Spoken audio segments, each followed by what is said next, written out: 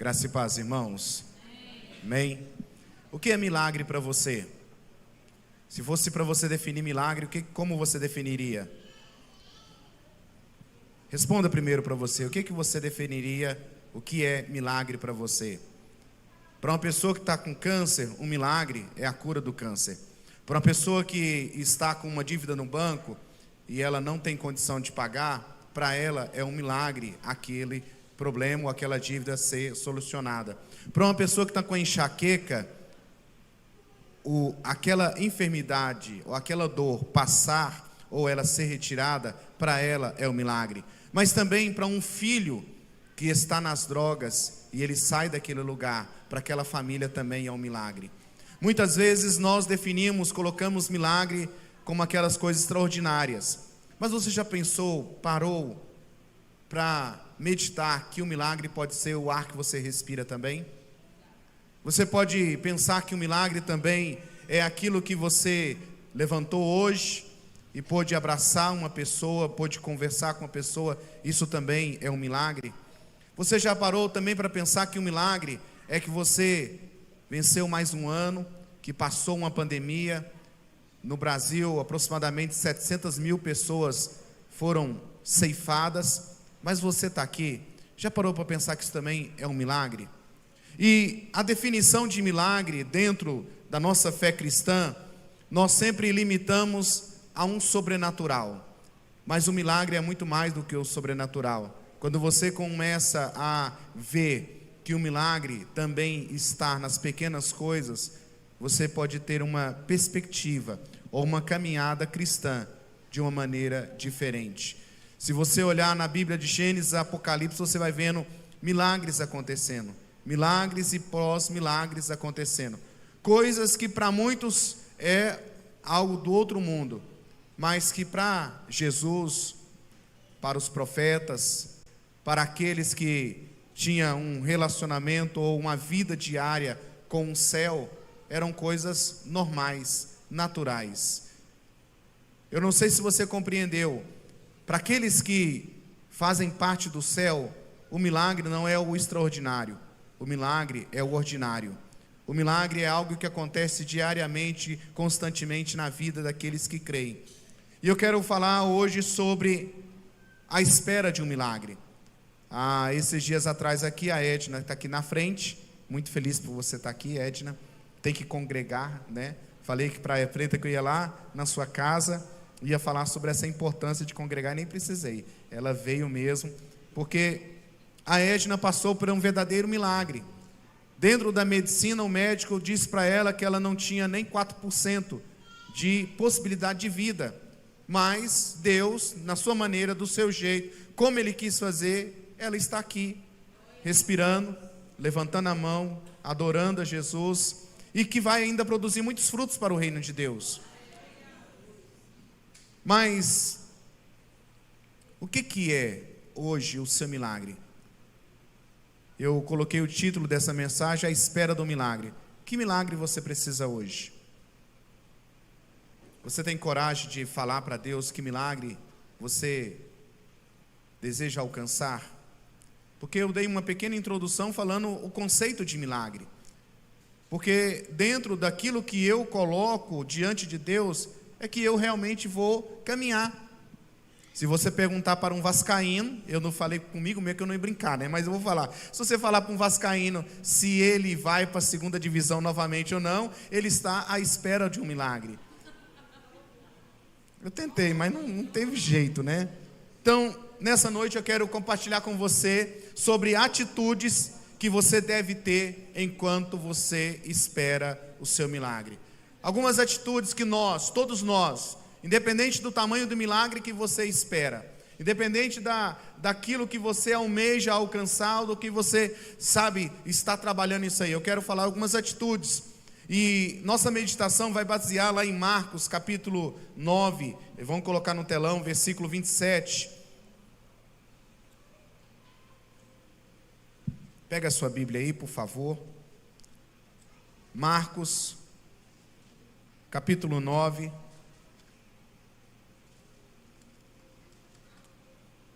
Do versículo 17 em diante. Marcos.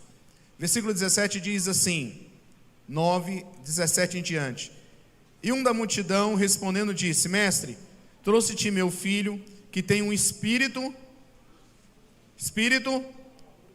e este, onde quer que o apanhe, o espírito imundo, este, quando quer que o apanhe, derrubam, e ele espuma, range os dentes, e vai definhando. E eu disse aos seus discípulos que o expulsassem, mas eles não puderam. E ele respondeu-lhes, disse: ó geração sem fé, até quando hei de estar convosco? Até quando vós suportareis? Trazei a mim. E eles o trouxeram até ele, e vendo o espírito imediatamente o convencionou, e ele caiu no chão, e revolvia-se e espumando, e perguntou ao pai dele: quanto tempo passou desde que isso veio a ele? E ele disse: desde criança. E muitas vezes isso tem o lançado no fogo e dentro da água para o destruir. Mas, se tu podes fazer alguma coisa, tem compaixão de nós e ajuda-nos. E Jesus lhe disse: se tu podes crer, todas as coisas são possíveis ao que... E imediatamente o pai do menino exclamou e disse em lágrimas: Senhor, eu creio, ajude-me a minha incredulidade. Quando Jesus viu que as pessoas vinham correndo juntas, ele repreendeu o espírito imundo, dizendo: tu, espírito mudo e surdo, eu te ordeno, sai dele e não entres mais nele. E o espírito gritou, e agitando-o com violência, saiu dele, e ele estava com um morto, de modo que muitos diziam: ele está morto. Mas Jesus, tomando pela mão, o ergueu, e ele se levantou. E quando ele entrou na casa, os seus discípulos lhe perguntaram em particular: por que não podemos expulsá-los? Amém? Então nós vemos aqui esse texto de alguém que tinha um grande problema na sua casa. O filho, desde criança, ele foi possuído, ou o demônio se apossou dele, e ele tinha algumas manifestações dessa possessão. Porque o texto bíblico deixa claro que não era algo constante, não era algo que ele era uma deficiência mental ou uma deficiência física. Ele simplesmente, em momentos, o demônio vinha sobre ele, o demônio estava sobre ele, se apossava dele, dominava a ele, essa criança, e fazia com que essa criança, ela se lançasse na água, no fogo. Esse espírito demoníaco, ele queria tirar a vida da criança. E isso foi um bom tempo, e agora já não é mais criança, agora ele já é um rapaz, e esse rapaz vive nesse tormento, nessa vida triste, nessa tribulação constante. E aí o que nós vemos? Que esse pai, certamente ele já andou por aqui, já foi por ali, já fez muitas campanhas, já participou de muitos rituais, já buscou em todos os lugares e não conseguia. Inclusive foi até os discípulos de Jesus, que tinham recebido a autoridade de Jesus para expulsar demônios, para curar enfermos, mas não conseguiam. E o pai chega até Jesus, e aquele pai, ele fala para Jesus, relata o que acontecia com aquele jovem, o que estava acontecendo, e o que estava trazendo sobre a vida da família. Então, esta família realmente estava em busca de um milagre. Jesus pergunta para aquele pai, Jesus faz ali todas as considerações, ouvindo, olhando, observando, e Jesus se compadece daquele jovem. Então eu quero fazer algumas considerações desse texto bíblico, sobre o que nós devemos fazer, quais as atitudes que nós devemos ter, enquanto o milagre não chega, ou quando até o milagre chegar. A primeira coisa que eu vejo, a primeira atitude, é que nós devemos colocar as nossas expectativas em Deus. Versículo 17 e 18 diz assim: um homem no meio da multidão respondeu: mestre, eu te trouxe meu filho, e ele está com um espírito que o impede de falar. Onde que ele o apanhe, jogam no chão, e ele espuma pela boca, arranja os dentes e fica rígido.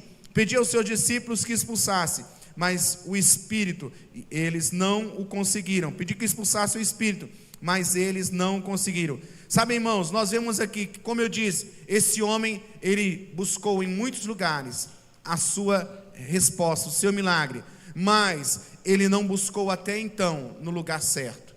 Ele não buscou no próprio Deus. Nós precisamos, irmãos, colocar a nossa expectativa bíblica na fé, na pessoa do Senhor Jesus. Irmãos, quantas pessoas, eles andam bem enquanto que tudo está bem, enquanto que a coisa aperta, sabe, ele não consegue se expressar a sua fé, ele não consegue caminhar, ele não consegue, sabe, fazer com que esse milagre venha, e ele coloca a sua expectativa no cheque especial. E nós precisamos aprender a fazer com que nós venhamos a todo de coração colocar a nossa expectativa totalmente em Deus. Irmãos, Deus sabe o que você está enfrentando. Deus sabe o que você passa. Deus sabe do milagre que você precisa.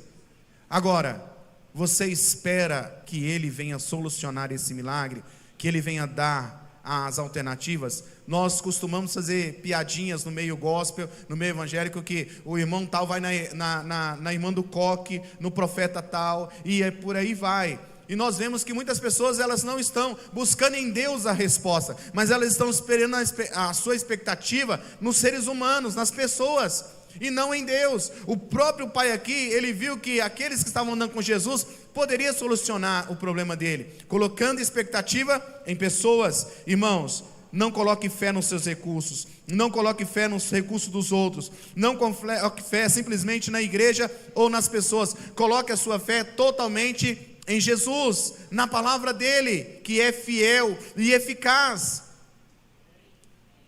Irmãos, quantas pessoas, infelizmente, esperavam o ano todo para ouvir Deus falar através do missionário Amaro aqui nessa igreja. Colocava era como se fosse um guru, irmãos. Era como se fosse assim, se não viesse eu não tinha um norte para a minha vida. Irmãos, o missionário Amaro é um homem de Deus, era um homem de Deus, um profeta, amém?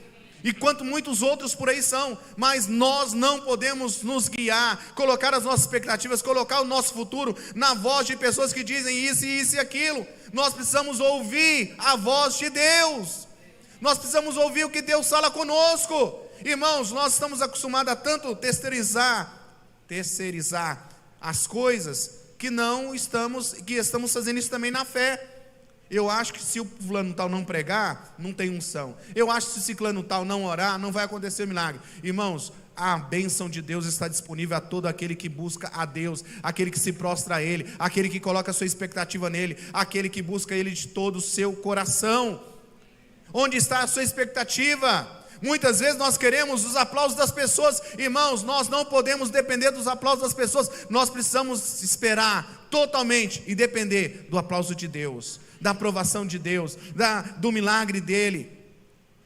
Quantas vezes muitas pessoas, é o que eu estou falando, se torna piadinha no nosso meio, que pessoas falam assim, não, tem o Espírito Santo de orelha, que a pessoa está ali precisando de algo, e aí ele vai, está ali no grupo de oração, no grupo de irmãos, no pequeno grupo, na igreja, e ele começa a orar mais alto, para ver se alguém ouve, para ver se atende a sua oração.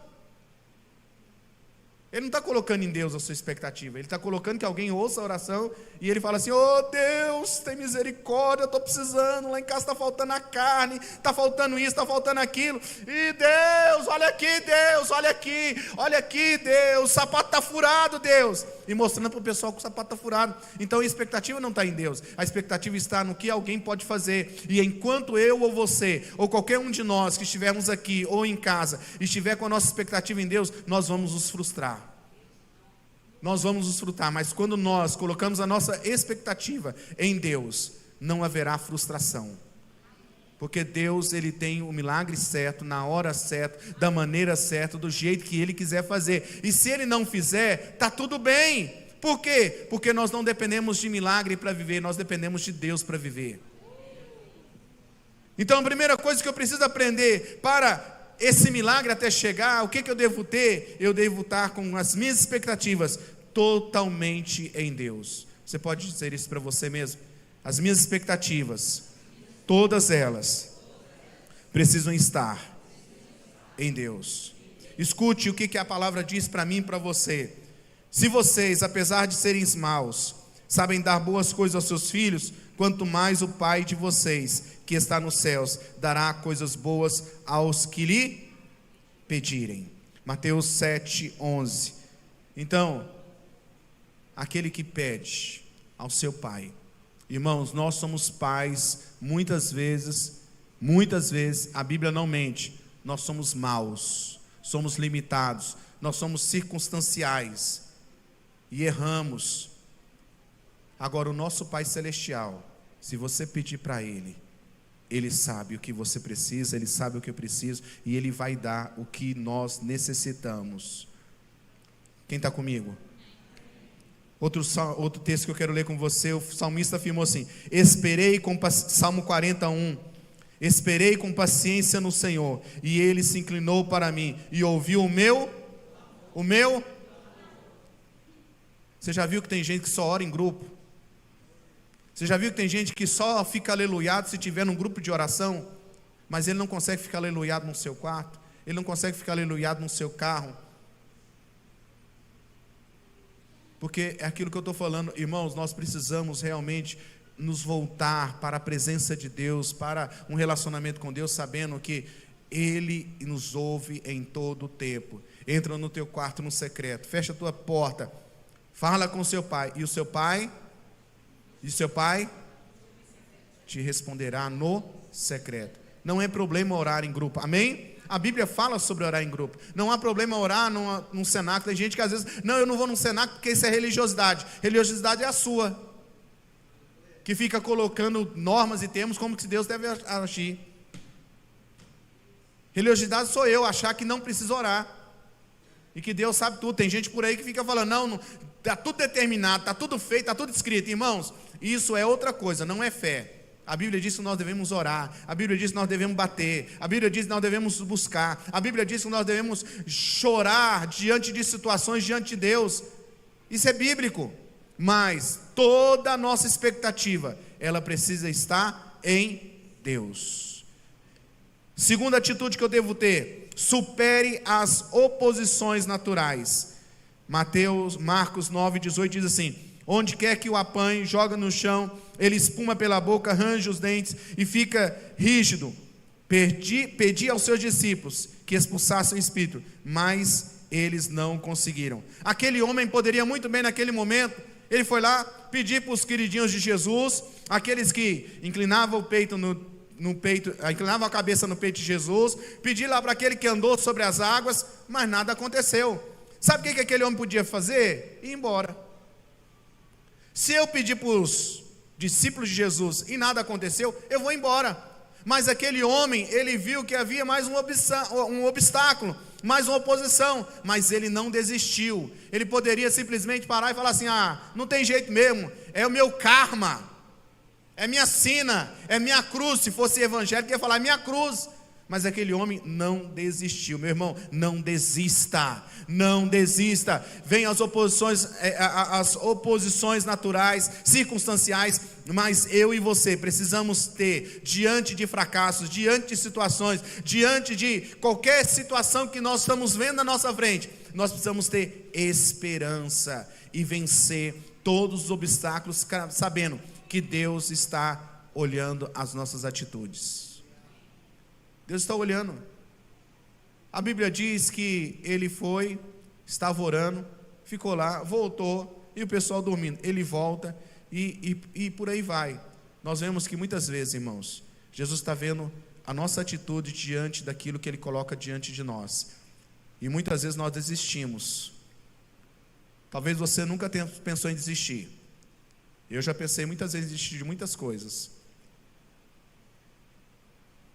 Mas aí você precisa realmente voltar para o lugar que Deus te chama, para o lugar que Deus te quer, e continuar rompendo em fé, em graça, em misericórdia, sabendo que quem sustenta a minha e a sua vida é o próprio Deus, sabendo que quem sustenta a nossa família é o próprio Deus, quem mantém você de pé é o próprio Deus. Irmãos, uns confiam em carros, outros em cavalos, mas nós faremos menção do nome do Senhor. Aleluia. Então, meu irmão, tudo que Deus é a favor, o diabo é contra. Saiba disso, irmãos. Deus é a favor, da prosperidade? O diabo é contra. Deus é a favor da família? O diabo é contra. Deus é a favor que você cresça espiritualmente? Mas o diabo é contra. Deus é a favor que você viva uma vida de santidade e relacionamento com Ele? Mas o diabo é contra. Então tudo aquilo que Deus é a favor, irmão, não precisa buscar, fazer teologia, fazer isso, fazer aquilo, para saber. Tudo aquilo que Deus é a favor, o diabo é contra. E se o diabo é contra, você também tem que ser contra. Contra o quê? Contra o diabo. Não é contra Deus. Tudo aquilo que Deus é a favor, seja a favor daquilo que Deus é a favor. E rejeita aquilo que o diabo se opõe. Rejeite mesmo. Amém? Meu irmão, Deus quer abençoar, Deus quer ver milagres, Deus, Ele estará trabalhando diariamente, mas também as trevas vai trabalhar para que você não persista, não persevere e você desista. E eu vou repetir, não desista. Diga para quem está ao seu lado, em nome de Jesus aí, não desista. Por mais difícil que esteja, não desista. Diga aí para o seu irmão, não desista. A terceira atitude, retire toda incredulidade do seu coração. Diga comigo, retirar toda incredulidade do meu coração. Olha o que Marcos 9, 22, 23, seguindo o texto bíblico que nós estamos meditando. Muitas vezes o tem lançado no fogo e na água para matá-lo. Mas, se podes fazer alguma coisa, tem compaixão de nós e ajuda-nos. Se podes, disse Jesus, tudo é possível àquele que crê. Irmãos, o maior milagre que Jesus operou aqui nessa situação foi retirar a incredulidade do coração do Pai. O milagre não foi libertar ali o filho. O maior milagre foi fazer aquele homem vencer a incredulidade. Ele tinha força de vontade, ele tinha o desejo, mas ele ficava assim, será se pode mesmo? Será se pode mesmo? Será se ele vai conseguir? Ele chega para Jesus, mas se tu podes, Jesus diz, se tu podes, eu sou o autor da vida. Irmão, o que Deus não pode fazer na sua vida? O que Deus não pode fazer na sua vida? Porque a Bíblia diz que tudo é possível àquele que crê. Deus, irmãos, não age na incredulidade. Você pode dizer comigo? Deus não age na incredulidade. Meu irmão, creia de todo o coração que o seu milagre já foi liberado e daqui a pouco estará em suas mãos. Eu vou repetir, meu irmão, creia de todo o seu coração que o seu milagre já foi liberado e daqui a pouco estará em tuas mãos. Sabe, irmãos, aproveite a situação, as circunstâncias, tudo isso que você tem enfrentado e adote uma vida de fé, de dependência e expectativa em Deus. Amém? Quinta atitude, creia na superioridade de Jesus. Versículo 24, imediatamente o pai do menino exclamou, creio, ajuda-me a vencer a minha incredulidade. Versículo 24, incrivelmente o menino foi dominado por demônios suicidas, foi liberto a partir da confissão de fé do pai do menino, do nome de Jesus.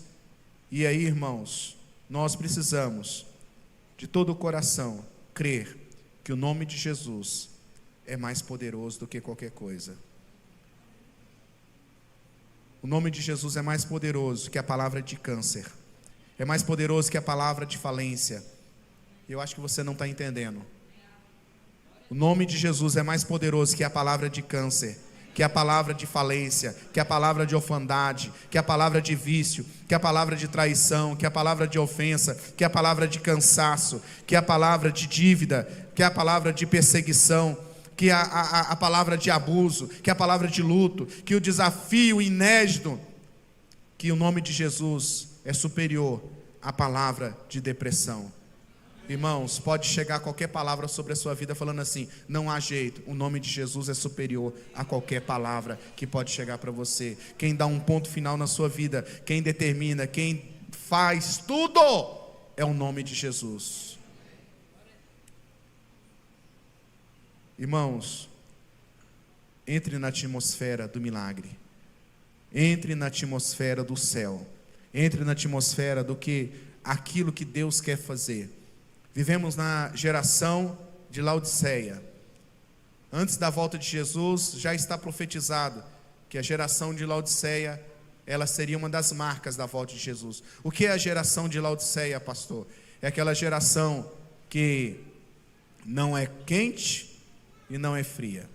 É aquela geração que apostata da fé, que diz que é evangélico, que diz que é gospel, mas que abandona a fé por qualquer prato de lentilha, que abandona a fé pela primeira proposta que chega à sua porta.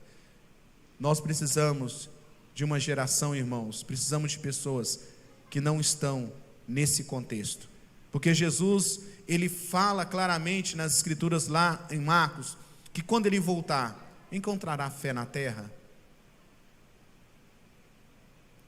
Encontrará fé na terra?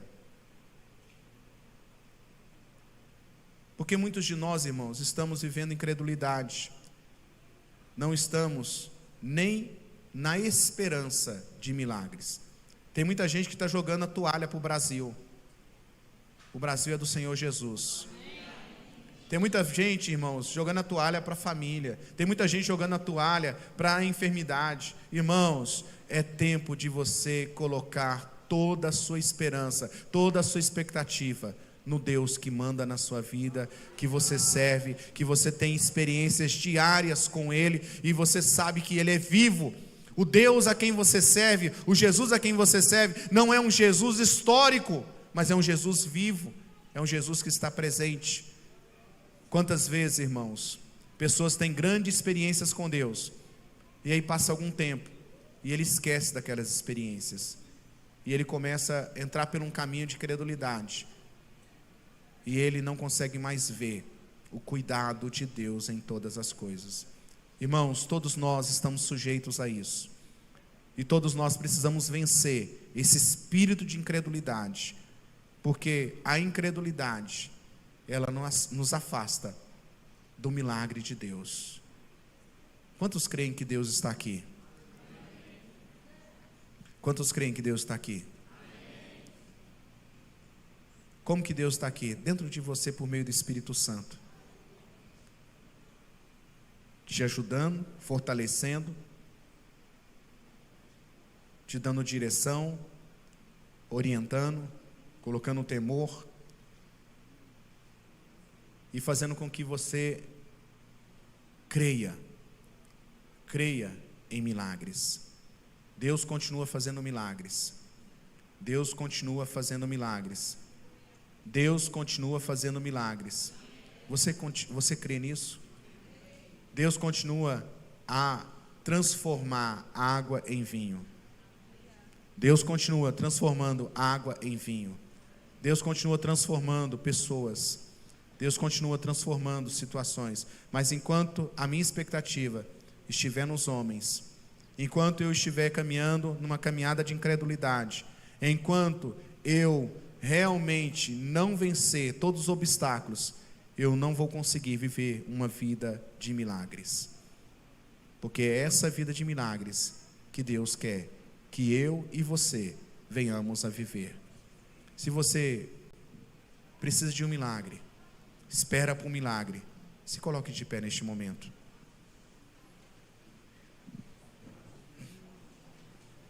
Eu quero ler esse texto para você e orar com você. Efésios 2 diz assim, de 1 a 6. Feche os seus olhos e ouça essa palavra de Deus, por favor. Vocês estavam mortos em suas transgressões e pecados, nos quais costumavam viver, quando seguiam a presente ordem deste mundo e o príncipe do ar da potestade, o espírito que agora atua nos que vivem na desobediência. Anteriormente, todos nós também vivíamos entre eles, satisfazendo as vontades da carne, seguindo os seus desejos e pensamentos. Como os outros, éramos por natureza merecedores da ira. Todavia, Deus, que é rico em misericórdia, pelo grande amor com que nos amou, deu-nos vida com Cristo, quando ainda estávamos mortos em transgressões. Pela graça vocês são salvos Deus nos ressuscitou com Cristo Jesus e nos fez assentar nos lugares celestiais em Cristo Jesus. Lucas 18, 27. O que é impossível para os homens é possível para Deus. O que é impossível para os homens é possível para Deus. Pai, nós estamos aqui crendo que o Senhor é aquele que faz milagre todo o tempo, e nós queremos viver diariamente os milagres do Senhor. Senhor, tira de nós toda incredulidade, tira do nosso coração toda e qualquer incredulidade, ó Pai, e coloca em nós a fé de Deus, a fé no Senhor Jesus Cristo, a fé no sobrenatural, a fé que o Senhor é aquele que está e vai continuar agindo em nós